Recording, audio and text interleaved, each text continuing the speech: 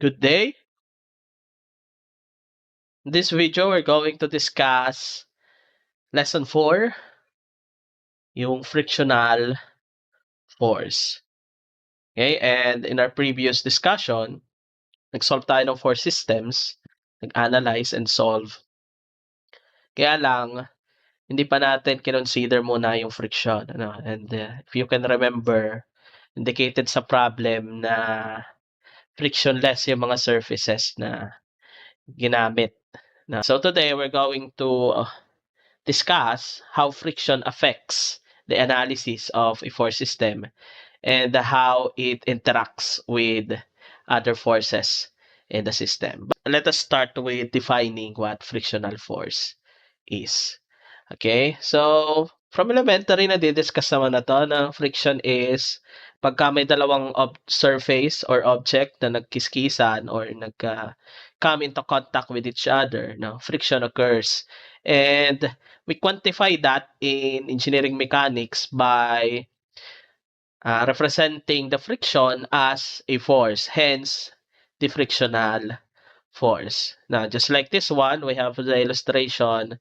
When you push an object, the friction counteracts with the applied force and it resists the motion. But before we proceed with the technical analysis for this or discussion, solving, now let us first define the different types of friction.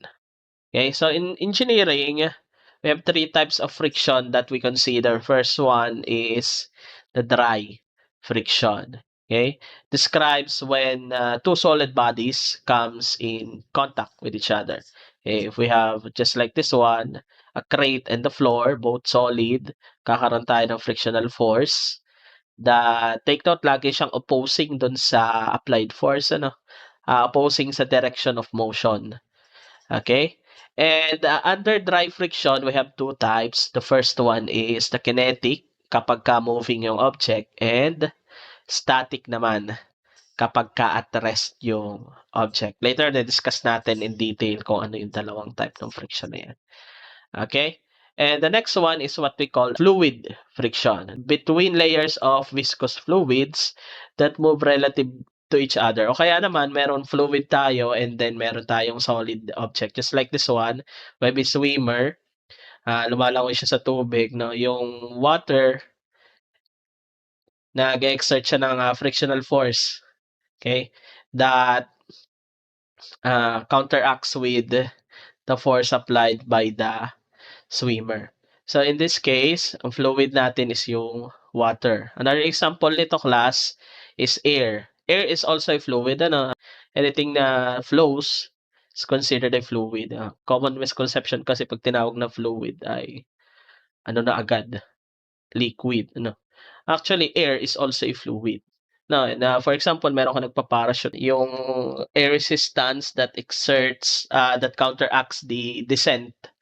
In that case, yung gravitational force ang kanyang nire-resist. Those cases are also example of fluid friction. And the last one is we have the internal friction. It happens between the atoms. Katulad nito, we have a wire. Kapag paulit-ulit mo na yung binend upwards and downwards, yan. Dito sa point na to, may makikreate siya na heat. Because yung mga atoms dyan or molecules ng material na magkakaband dyan sa point na yan is nagkikiskisan sila. And that is what we call as the internal friction. But here in engineering mechanics, we're going to focus on dry friction only. Okay? Then, tayo sa dry friction, types of dry friction. And as I said, we have two types, static and kinetic. Static is kapag there is no relative motion, meaning at rest na. This is the friction at rest, yung object natin. Okay, and the formula here is simply Fs max. This is the maximum static friction. Nakalagay naman dito na legend. Mu S is the coefficient of static friction and N is normal force. The next one is the kinetic. But first, let us discuss muna yung common misconception when dealing with friction. We have an illustration. Let's say na meron kang 100 Newton na force dito. Na, yung crate is 100 Newtons yung weight para eksakto. Then sabihin natin meron kang coefficient of friction na 0.3. Yan. So kung meron kang coefficient of friction na ganyan, yung Fs max mo is just n, 'di ba? Mu s times n. So we just have 0.30 at ang n natin dito is equal sa weight kasi level naman yung surface, ano? Therefore, ang n natin is also 100 newtons. Kaya magkakaroon tayo na Fs max na 30 newtons. Yan. Okay? Now, the common misconception dito, class, yung Fs max na yan, lagi yung ini-equate din eh. Lalo na sa, ano, no, sa physics kasi, if I can remember, meron tong friction lang, kaya lang, ang frictional force is given agad by ganito. Yan, hindi na consider yung static at kinetic. I remember that correctly. And most of the misconception nga, pag may na-compute na FF, in this case, ito, ini-equate agad dito. Okay, take note class, it is not always equal sa Fs max. Na, okay, kailan ba nangyayari yun? For example, ang in-apply ko lang dito na force is 20 newtons. Yan. Palagay nyo gagalaw yung object. 20 lang yung in-apply mo na force, kumbaga tinulak mo ng 20 newtons, pero yung pumipigil sa'yo is 30. So, in reality, dapat hindi siya gagalaw, di ba? No motion occurs. Dahil, yung in-apply mo na force is mas mababa dun sa nagre-resist ng force. Hindi siya gagalaw, mas malaki yung pumipigil sa'yo. Kaya lang, tama ba yung equation, yung ating FBD na ganyan? Na 20 lang yung P, 30 din yung FF. Because if we take the summation of forces X is equal to 0, 20 yung P, 30 yung FF. No, hindi na siya equal sa 0 dahil siya ay negative 10. Therefore, magkakaroon tayo ng F net na 10 going left. The question is this correct?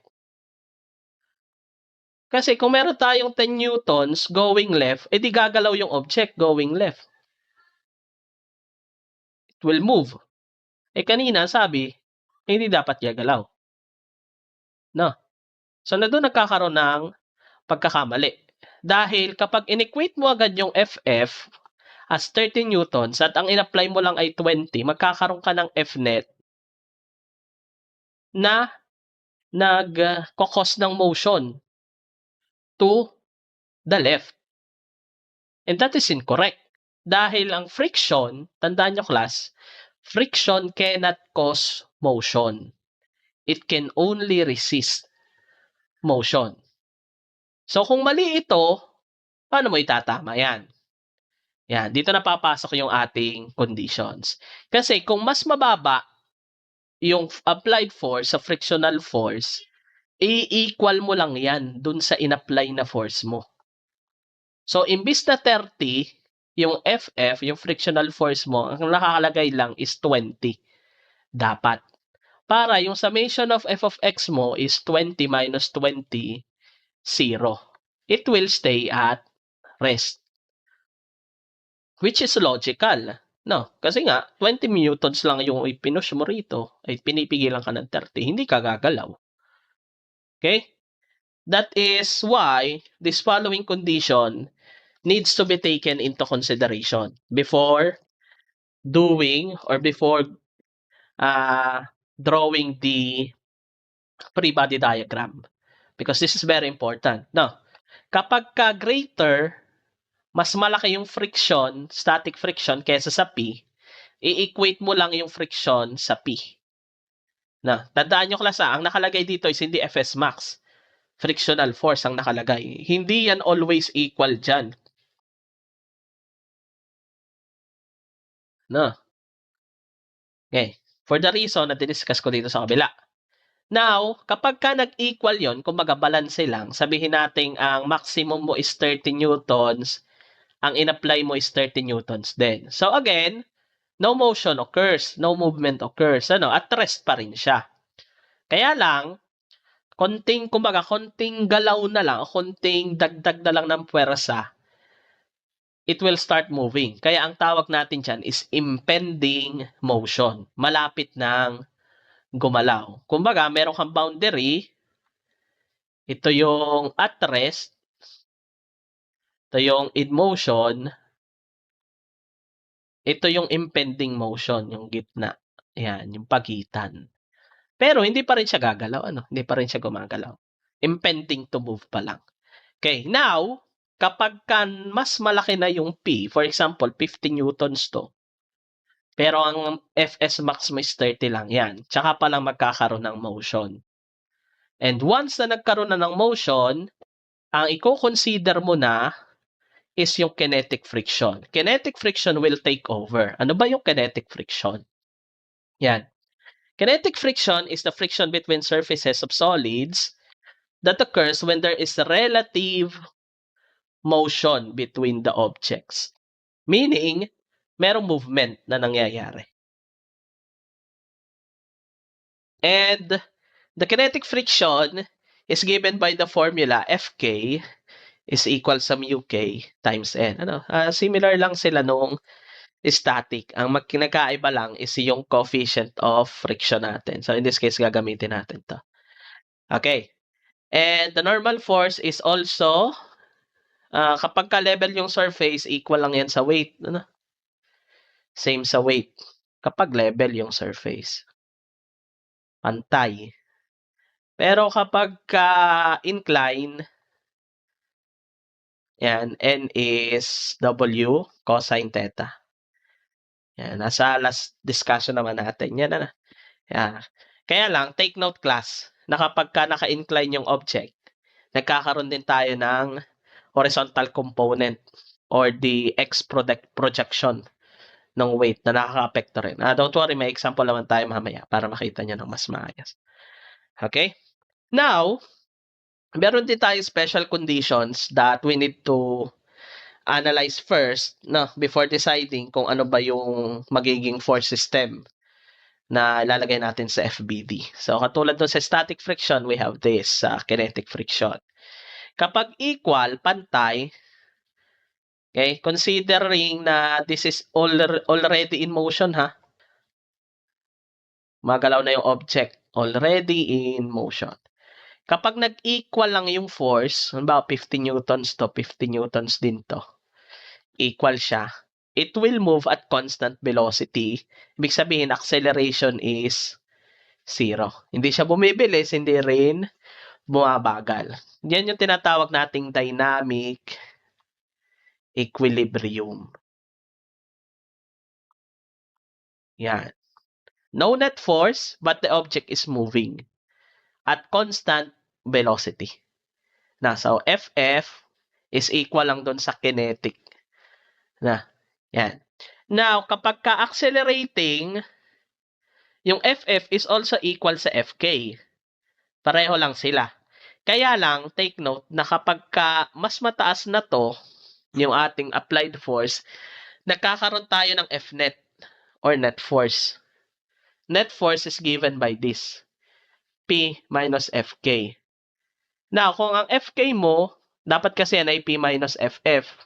Kaya lang, yung Fk mo naman is the same as Ff. Kaya Fk na, dinaretso na natin. Kaya kung mas mataas to, halimbawa, 150 to, 50 lang yon. Meron kang net force na 100. Going right. At yung net force na yan is magkokos ng acceleration. The object is accelerating. Nakalimutan ko na ilagay dito, pero kapag yung Fk is less than, is greater than P, kapag hindi na kayang i-overcome ng force yung pumipigil sa kanyang friction, then the object will decelerate. Babagal naman siya. Babagal siya until it comes into rest. And once at rest na uli yung object, magte-take over na ulit yung static friction. Yan. Di ba balik ka na doon sa kanina pag-a-analyze. Static friction naman ang gagamitin mo. Na? And also, meron din tayong formula na ganito. F net is equal to ma. This is based on the second law of motion ni Isaac Newton. Okay? The acceleration of the object and the mass product of that is equal sa force. Yeah. Now, those are the concept regarding frictional force. Let's apply that into sample problems. First, we have this. Solid block with a mass of 120 kilograms on the cement floor. Yeah, the coefficient of static and kinetic friction is 0.25 and 0.10. Yan. Another thing pala class, you can notice here that static is greater, the coefficient of static is greater than the coefficient of kinetic friction. Okay. Laging mas mataas ang coefficient of static friction kaysa sa kinetic. Because ang object at rest, wala pa siyang momentum. Momentum is zero. And it is harder to move an object when it is at rest. No, mas mahirap galaw o i-push yung object kapag at rest pa siya. Pero once na gumalaw na yung object, once the object is in motion, mas madali na siyang itulak. Kahit yung surface natin is the same pa rin. Bawa, pareho lang silang nasa cement floor. No, mas mahirap pa rin itulak kapag galing sa rest yung object. Okay? And that is because of momentum actually. Kaya mapapansin nyo lagi na yung static and kinetic friction, laging mas mataas si static. Na? Then the block is then pushed with the horizontal force. Yan, 1,500 daw. Ang tanong is what will happen to the block? Okay? So, drawing muna natin yung setup. Yan. So, this is the setup. Meron daw mass 120 kilograms, no? 120 kilograms. Kaya lang, hindi pa yan yung weight. Hanapin natin yung weight dapat. Yung weight. Tapos, itinulak daw siya by 1,500 newtons. Yan. So, syempre, yung ating frictional force, i-resist niya yung motion na yun. So, we have this. And then, we have the normal force dito, which is equal lang din sa weight. Then, ang given natin, mu, mass pala muna. Mass is 120 kilogram. Mu S is 0.25. And mu K is, nasa na yung mu K? 0. Sorry, dito pala. 0.10. Yan. Then, we can solve for weight.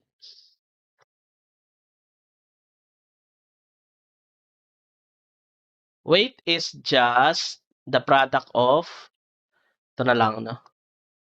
Weight is mass times gravity. So, ang mass natin is 120 kilograms.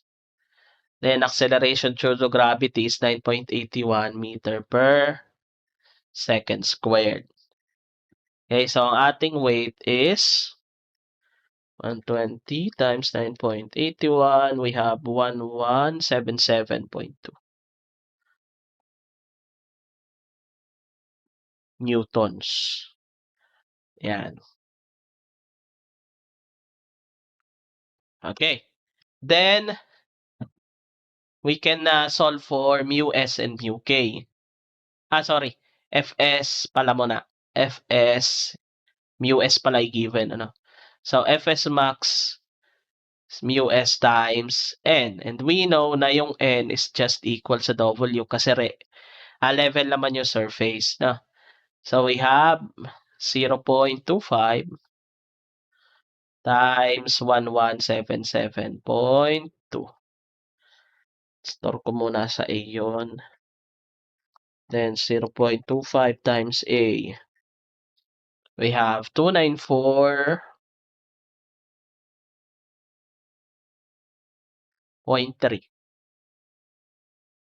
newtons. Yan.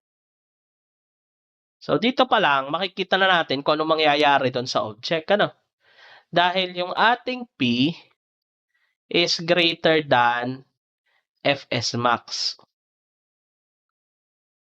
Yan, base dito. Fs max natin is 294 lang eh. Ay yung applied force mo is 1,500. At kapag ka greater yung P, ano mangyayari? Yan, movement to. Mas mataas yung P kesa doon sa Fs max. Motion occurs. So, motion occurs. Now, since meron na tayong motion, we need to consider Fk. Magte-take over na yung kinetic friction. So, I have mu k times n. This is, mu k natin is 0.10 or 0.1 times 1177.2. Therefore, ang ating kinetic friction is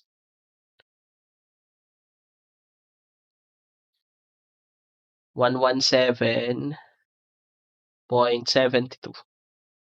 newtons. Mumove lang pala yung decimal. 0.10 nga pala. Okay. So, we have this.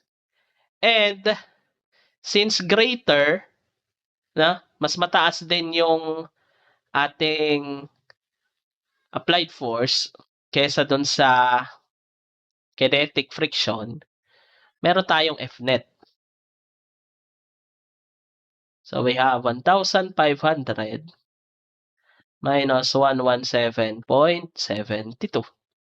Ang Fnet natin is 1382.28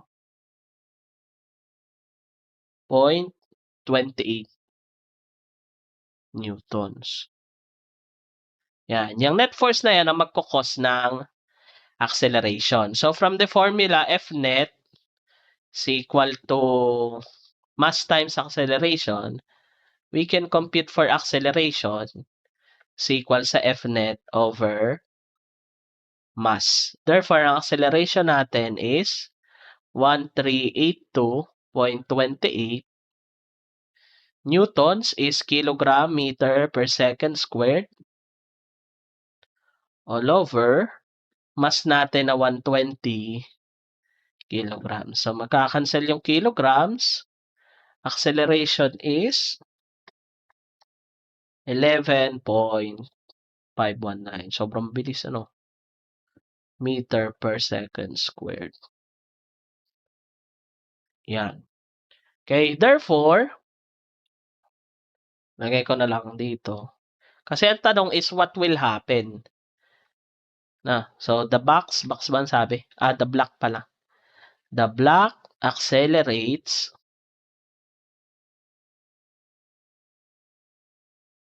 at 11.519 meter per second squared. And this is the answer.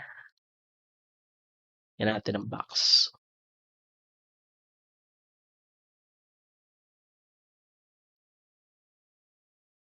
Yan. Okay, kasi ang tanong is what will happen to the block? Ayan, sagot. The block accelerates at 11.519 meter per second squared.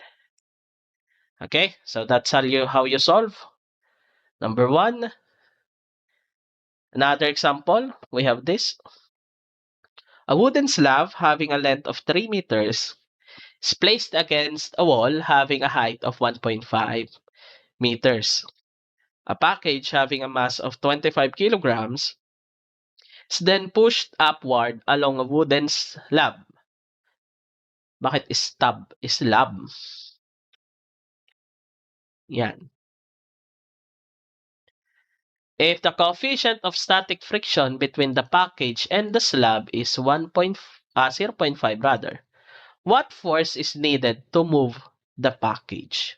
Ayun lang ang tanong ano, force needed to move the package. Okay, yan.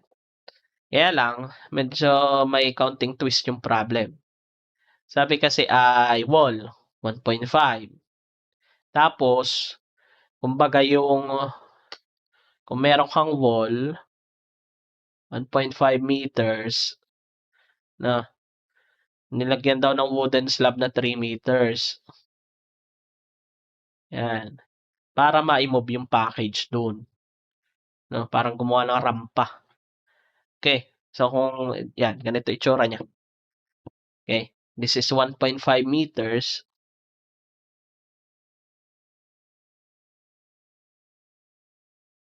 At yung slab daw, tong slab na 'to ay 3 meters ano.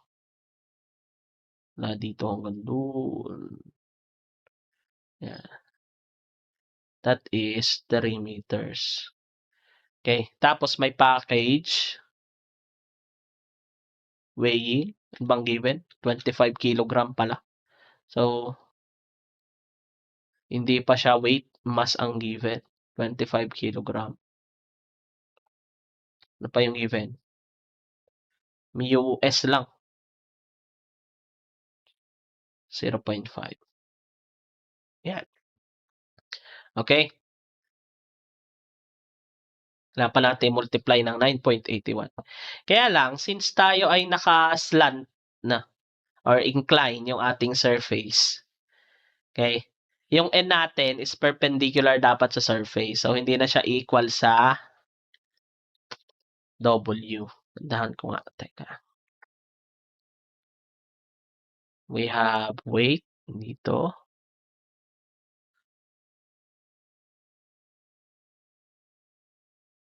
Yan natin. And yung N natin ay dito. Perpendicular. Okay. And then we have force. Ang hinahanap ay itong force na to. Para daw magalaw yung object o mai-move up. And then, yung pumipigil sa kanya ay friction. Dito naman siya.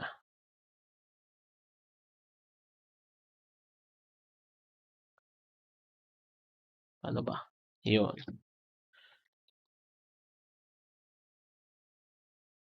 Ito, sa surface. Okay, so lagyan lang natin ng label. This is the normal force. This is the applied force. And this is the friction. Okay? Now, kailangan natin makuha to. Angle na yan. Paano kaya yung angle makuha? Ano yun? Kasi dun pa lang sa N, ang N kasi natin is W cosine theta. Kailangan natin makuha yun. Okay? So, using SOHCAHTOA, since ito naman ay right triangle, given yung opposite, given din yung hypotenuse. Na. So, ano gagamitin? SOHCA or TOA?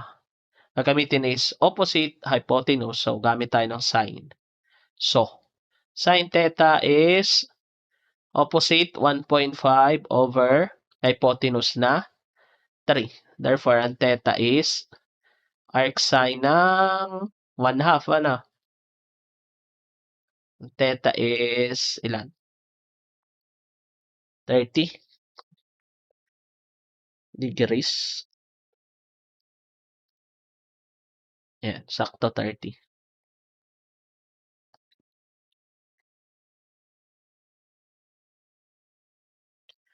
Yan. Then, gawa tayo ng FBD. Dahil since incline na yan, hindi lang yung force ang pipigil dun sa P. Okay. So, para ma-visualize natin, gawa tayo dito. Yan. Hmm. Yun yung N. Ito yung P.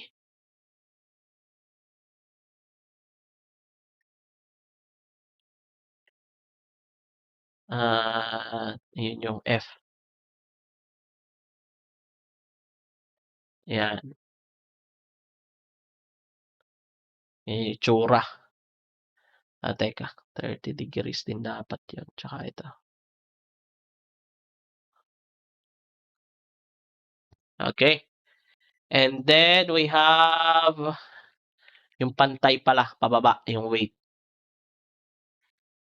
Wala pa palang weight, kokomputin pa rin yung weight na yun. Anyway, pwede namang mamaya na.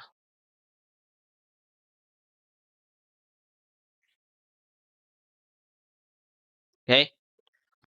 So, ito is also 30 degrees. Ito yung N. Ito 30 degrees din kasi yun yung incline, ano? Ito yung P. At opposite angles equal yon 30 degrees din to. Ito naman yung frictional force. Now, if we rotate that by 30 degrees clockwise, yan, papantay na to. Wait lang, may W pa pala dito. Wait, yan.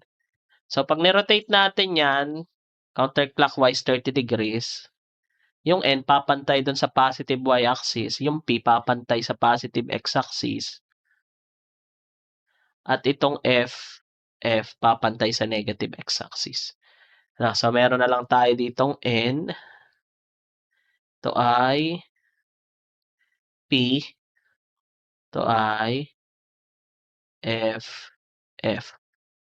Now, kaya lang, itong ating weight dito, itong W, copy ko na lang to.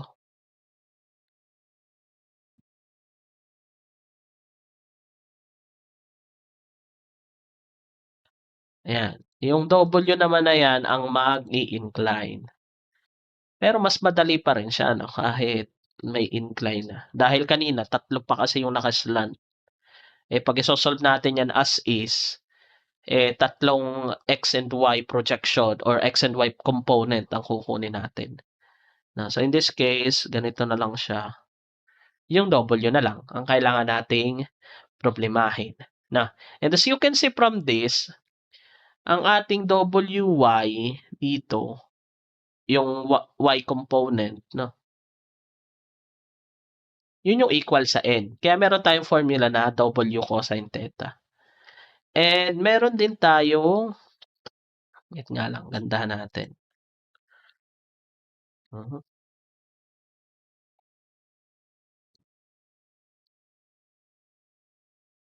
Yan. Gawin ko siyang kulay pula. No, para X and Y component or projection. Ito.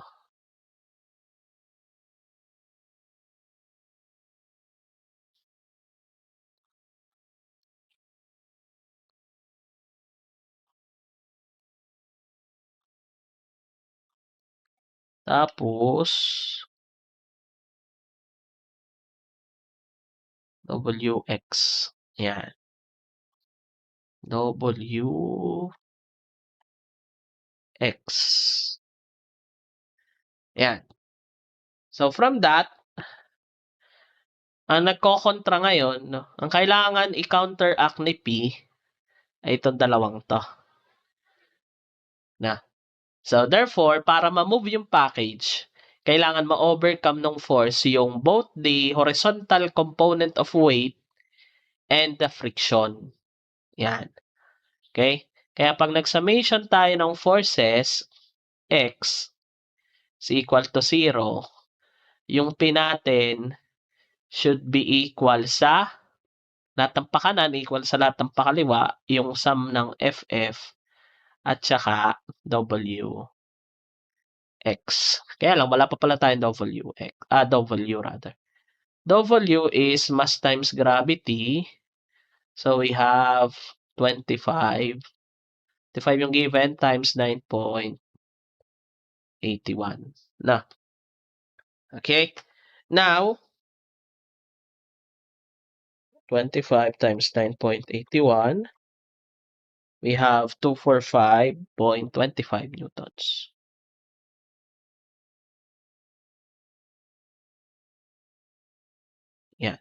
We have this. Then, we can solve for, wala pa pala yung FF, no? So, since ang given ay static friction and galing siya sa rest, kunin natin yung boundary.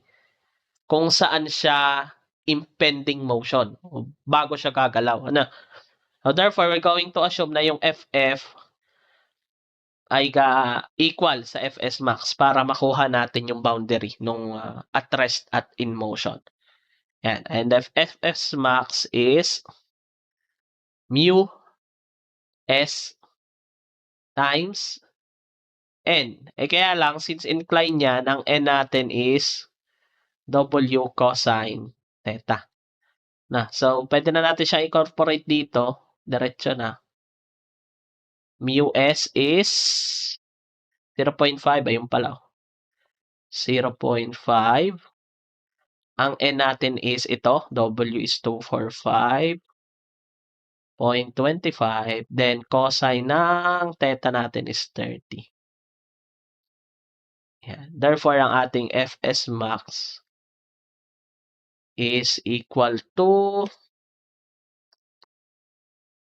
245.25 cosine 30 times 0.5. So we have 106.1964 newtons. Yan. Compute ko ulit. 0.5 cosine 30. Yan, tama. 106.1964 newtons. Yan, then we can solve for P. P is ito. In-equate ko muna dito. Ito yun na rin yung ating frictional force, no? We have 106.1964 plus Wx is W sin theta. So substitute ko na rin. Sige, dito na lang pala sa ibaba. 106.1964 plus 245.25 sin, tanggalin ko na yung parenthesis, sin 30 degrees. So, ang ating P ay ilan? 106.1964 plus 245.25 sin 30.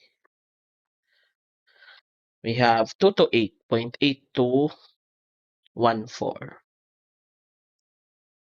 228.8214 newtons. Kaya lang class, since ang kinonsider pa lang natin is yung Fs max kasi equal sa FF. Ito yung impending motion pa lang. It is still not moving. Not moving yet. Okay. So in order, therefore, to move the package,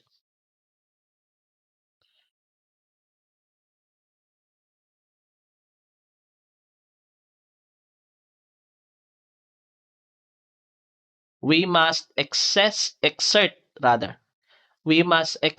a force that is greater than 228.8214 newtons. Yan. Ito yung sagot. Dapat greater siya. Mas mataas dito. Kasi itong na-solve na to, boundary pa lang yan. Impending motion pa lang siya. Tendency to move. But we need greater force to overcome the equilibrium. Therefore, the answer is this. Greater than 228.8214. Okay. So, that's example number 2. Last example, we have this. Hindi na pala natin magagamit itong bakanteng isa. Yan, example 3. Okay? Crate weighing 500 newtons sits on a level surface. Level surface ulit. The coefficient of the static and kinetic friction, yan, given pareho. Okay. Drawing ulit tayo. Kopyahin ko na lang tong isa.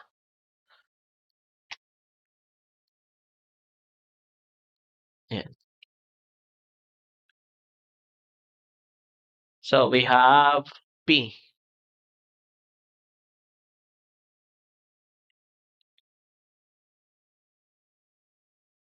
Then, frictional force. Tapos, weight. Yan. Imagine nyo na lang, diretso yun. Tuwid. Dapat tuwid yun eh. Okay. Then, 500 newtons daw yung weight. Hindi na tayo magsa-solve. Meron ng given. Ito pala yung surface. Yan. Okay. And then, given mu s, mu k. We have 0.3 and 0.25.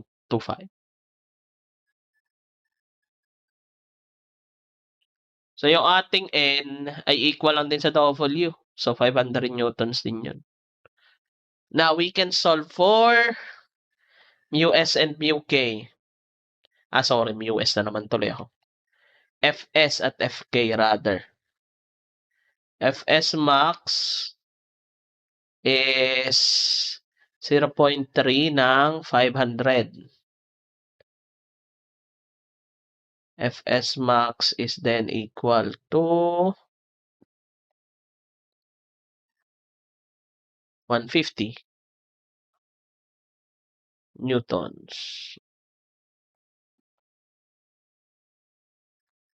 Then we can solve for Fk also.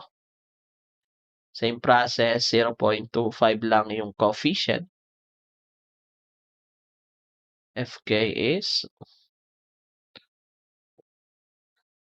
125.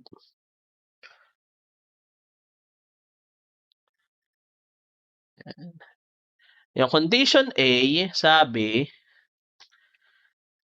what will happen if the crate is pulled by a force of 100 newtons? Pulled pala. Dapat pala narito yung P. Anyway, same pa rin naman yung magiging sagot, no? Yan. Ayaw talagang matuwid. Yan, ito na.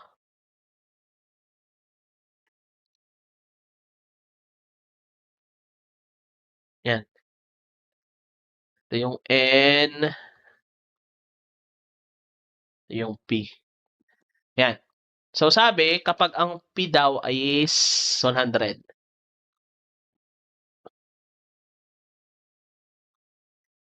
If P is 100, P is less than Fs max, it will stay at rest.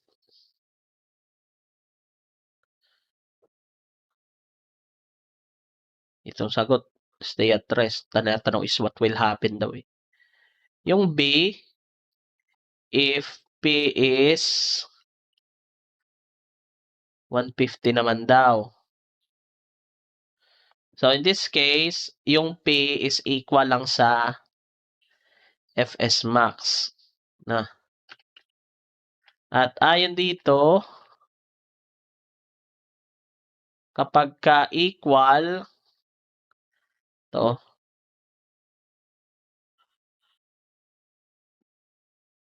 impending motion.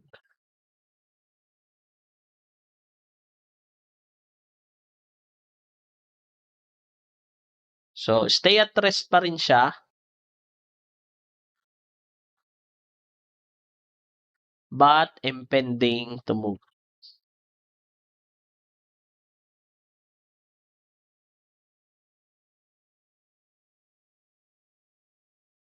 Okay? And C, sabi, If already moving daw, so already in motion,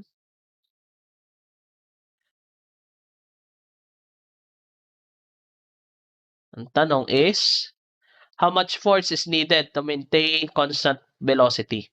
Okay, so already in motion daw ng letter C and pinapahanap yung P to maintain constant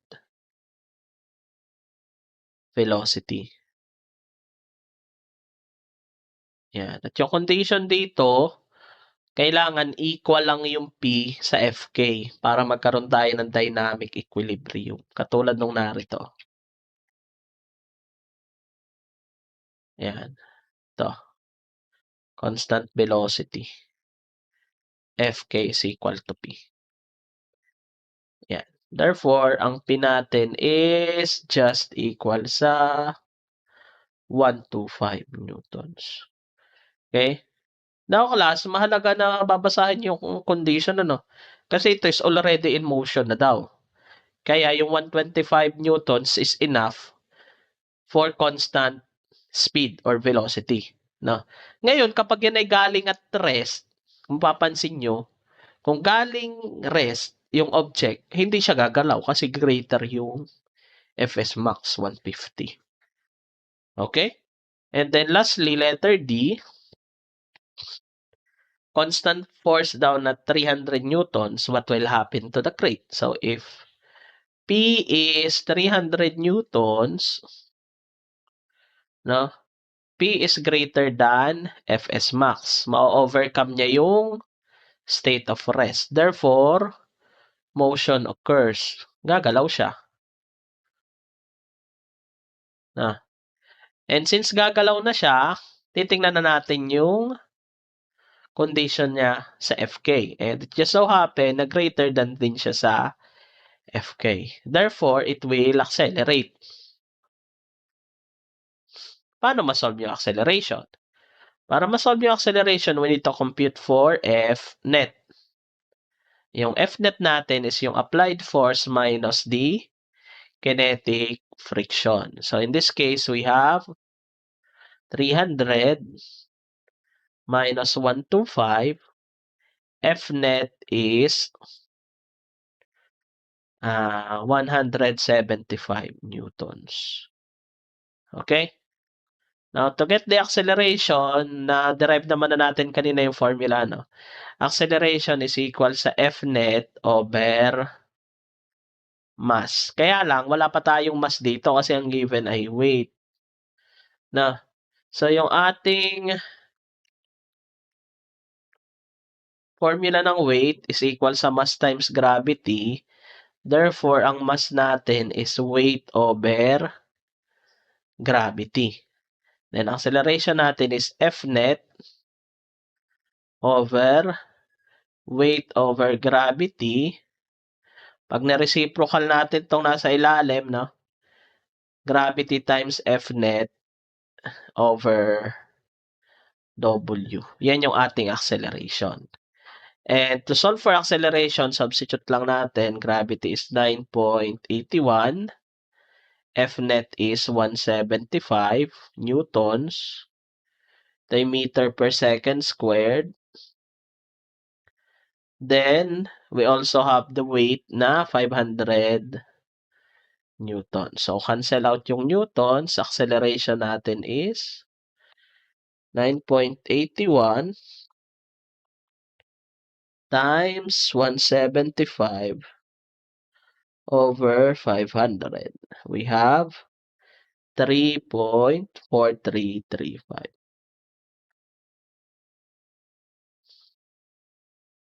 meters per second squared. Yan. So, ang tanong sa D ay, what will happen to the crate? So, ang sagot is, the crate accelerates at 3.4335 meter per second squared. Yan yung final answer. Box natin yung mga final answer. Ito.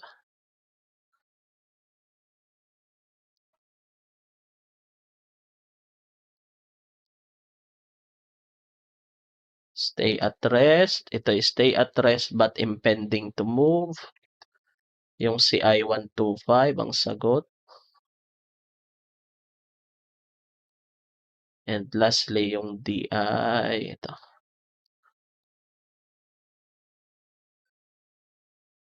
Yan. Okay? So that's how you analyze and solve problems involving frictional force. And for your assignment, you have this. Pakisagutan at ipapasa po ay sa Monday next week na. No? So that is 24, August 24. Yan. If you have any question, just mag-chat lang sa GC natin. Ano? A clarification. Okay? Thank you sa inyong pakikinig and have a good day.